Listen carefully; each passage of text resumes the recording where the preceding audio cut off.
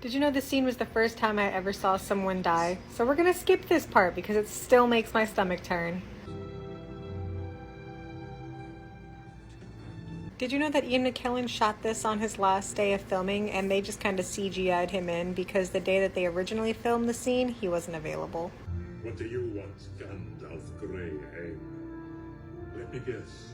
The key of Orthanc? Or perhaps the keys of Barad-dûr itself? Along with the crowns of the Seven Kings and the rods of the Five Wizards?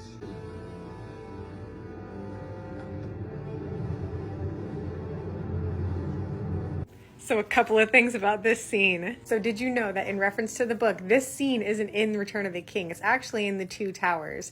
And this isn't how Saruman dies. He doesn't die this early in the book. In the books, he actually dies after the Scouring of the Shire, which is at the way end of Return of the King, which is another part of the book that was left out of the movies. In regards to the movie, though, this scene is a good way to tell if you're watching the theatrical version or the extended edition, because this scene is only in the extended edition.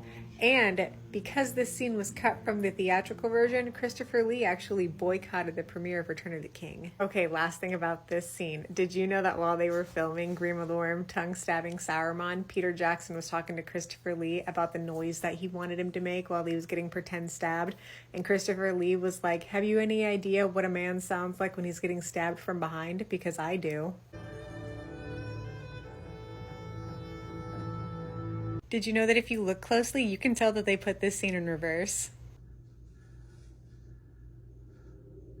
Did you know that while Sauron can control the line of communication through the Palantir, so can the King of Gondor?